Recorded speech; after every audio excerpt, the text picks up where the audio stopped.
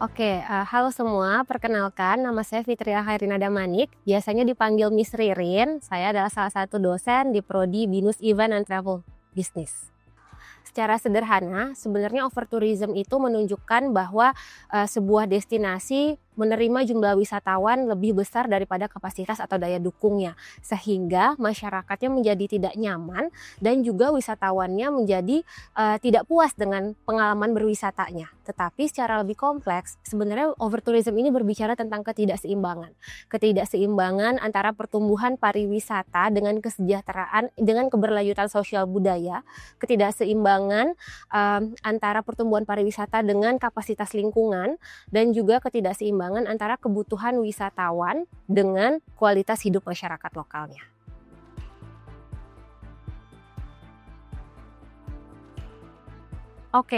Dari beberapa jurnal yang saya baca, ya mungkin salah satunya juga dari WTO, ada beberapa indikator yang menunjukkan bahwa sebuah destinasi itu sudah mengalami overtourism. Ada indikator lingkungan, indikator sosial budaya, indikator infrastruktur, dan juga indikator ekonomi. Nah, kita bahas satu-satu ya.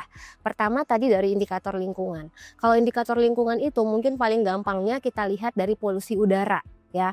Terus dari kemacetan, terus kalau misalnya tadi kita ngomongin konteksnya Bali, misalnya ekosistem pantai dan lautnya sudah rusak ya, terumbu karang yang rusak dan sebagainya.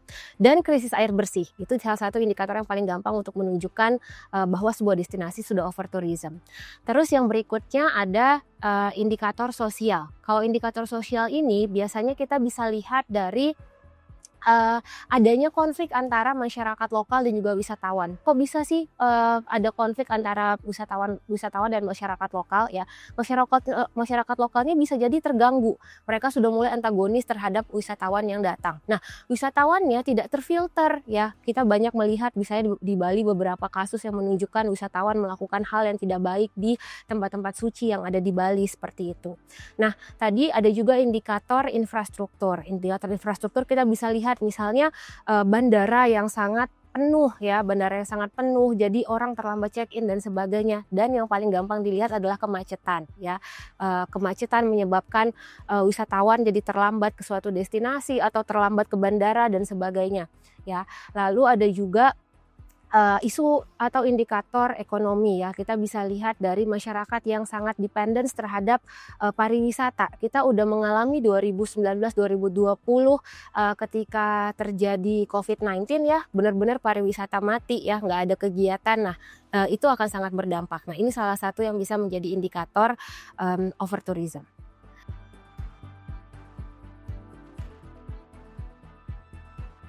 Nah ini menarik ya, apakah Bali itu overtourism apa enggak? Sebenarnya tergantung kita lihat perspektifnya dari siapa.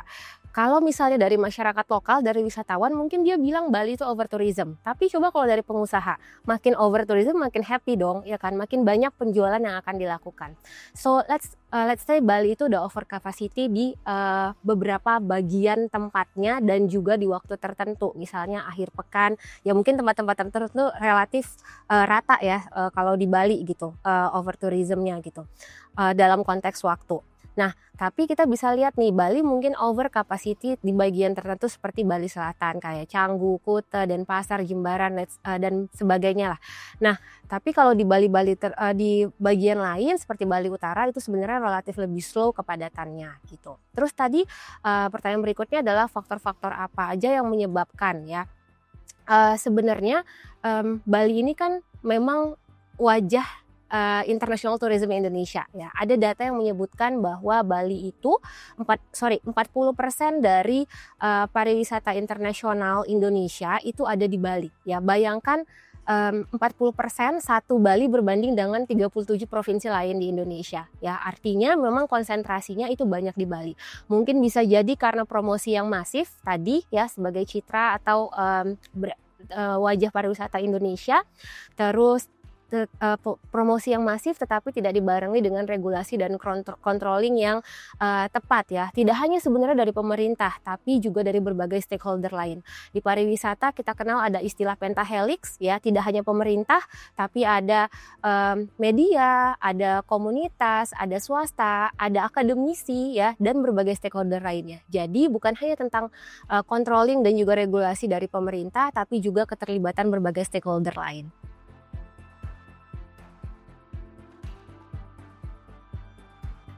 Jadi apa aja dampak-dampak dari overtourism itu ya? Yang pertama kita bisa lihat misalnya krisis air bersih. Di Bali itu kita tahu pembangunan hotelnya itu masif banget gitu. Nah, hotel ini out of record sebenarnya adalah salah satu industri yang memakan air banyak ya, yang banyak sekali menggunakan air gitu. Jadi dengan adanya pembangunan masif dari hotel, resort, beach club ya di Bali mungkin udah banyak yang bertambah gitu. Nah itu semakin banyak membutuhkan penggunaan air bersih di tempat-tempat tersebut gitu. Terus yang berikutnya juga mungkin TPA ya, sampah kita bisa lihat bahkan mungkin sempat ada di media sosial isu tentang desa-desa wisata terbersih di Bali itu juga ada sampahnya gitu ya, belum mencerminkan tentang kebersihan tersebut. Jadi TPA ini juga tentang pengelolaan sampah dan limbah ini juga merupakan salah satu dampak yang bisa dihasilkan dari overtourism. Semakin banyak wisatawan yang datang, semakin banyak pula sampah yang mereka bawa gitu ya. Nah, jadi pengelolaan ini sangat diperlukan gitu. Yang berikutnya mungkin bisa juga dari kerusakan ekosistem ya. Orang diving, snorkeling ya yang tidak tahu aturan bahwa terumbu karang misalnya tidak boleh diinjak. Nah, itu kan bisa menyebabkan kerusakan bagi terumbu karang. Jangkar kapal pariwisata yang merusak terumbu karang bisa menyebabkan karang tersebut mati ya, penumbuhan kembalinya sangat membutuhkan waktu lama.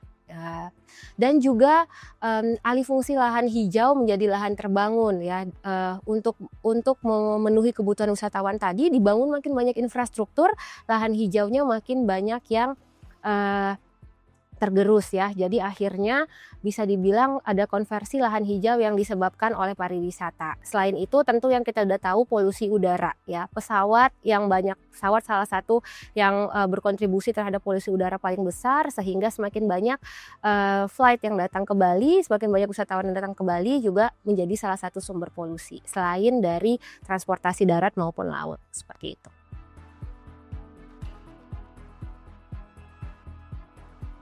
Tentu saja overtourism ada dampaknya terhadap aspek-aspek tersebut ya. Misalnya yang paling banyak terjadi komodifikasi budaya. Jadi budaya dijadikan sebagai komoditas gitu ya, diperjualbelikan.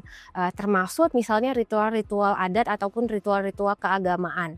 Nah, lalu yang berikutnya ada isu yang disebut mungkin teman-teman tidak terlalu familiar dengan istilah gentrifikasi, tapi gentrifikasi ini salah satu isu yang hadir salah satunya diakibatkan oleh pariwisata. Biasanya gentrifikasi ini terjadi perubahan guna lahan dan juga perubahan gaya hidup maupun struktur sosial masyarakat. Masyarakat lokal yang tadinya ada di suatu tempat bisa jadi mereka digusur atau mereka memindahkan diri mereka sendiri karena mereka tidak afford lagi terhadap barang maupun jasa yang ada di tempatnya, karena tadi pariwisata mengakibatkan kenaikan harga lahan dan kenaikan barang-barang seperti itu. Nah, lalu yang berikutnya mungkin yang bisa menjadi dampak adalah perubahan pola hidup ya. Misalnya pola hidup dan budaya masyarakat lokal, anak-anak kecil yang melihat misalnya kita kan orang timur, terus habis itu mereka melihat banyak wisatawan asing masuk, budaya dari barat masuk. Nah, ini juga sangat dikhawatirkan bisa menggerus budaya asli dari Bali itu sendiri. Terus yang berikutnya ada juga salah satunya bisa mengakibatkan perubahan pola ruang ya. Misalnya saya sempat beberapa kali baca di media sosial maupun di berita, sekarang beberapa tempat itu tanah-tanah warisan masyarakat di Canggu maupun Bali dan sekitarnya itu dijual dan dijadikan villa atau resort dan beach club seperti itu.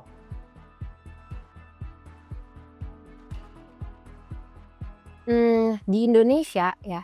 Nah, tahun lalu nih, akhir tahun lalu kalau misalnya teman-teman lihat di media sosial ada highlight yang bilang bahwa satu Indonesia ke Yogyakarta katanya instead of Bali gitu ya. Karena Yogyakarta akhir tahun 2025 kemarin benar-benar macet gitu. Termasuk saya salah satu yang ke Jogja ya. Nah, jadi mungkin Jogja bisa salah satu dibilang hampir seperti itu gitu.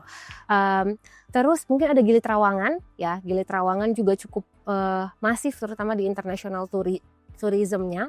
Terus mungkin yang dekat dengan kita Puncak ya, kita tahu Puncak udah luar biasa kalau misalnya kita ke sana Sabtu Minggu udah hampir nggak bisa jalan.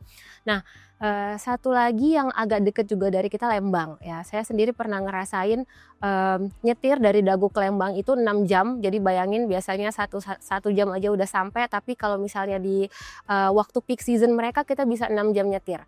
6 jam nyetir terus nyampe di tempat wisata yang mau kita datengin, itu kita jalan kaki aja kita nggak bisa jalan saking padatnya. Jadi bayangkan perasaannya wisatawan udah nyetir selama itu, bukan sejauh itu tapi selama itu, terus mereka harus dihadapi dengan tempat wisata yang sangat padat ya. Nah, mungkin tempat tadi apa kesamaannya? Pertumbuhan yang pesat ya, pertumbuhan yang masif dari pariwisata, baik itu dari jumlah maupun infrastruktur yang muncul, usaha pariwisata, berbagai fasilitas pariwisata yang muncul seperti akomodasi, restoran dan sebagainya. Tapi balik lagi kurang diimbangi dengan regulasi dan kontrol yang tepat dan mumpuni.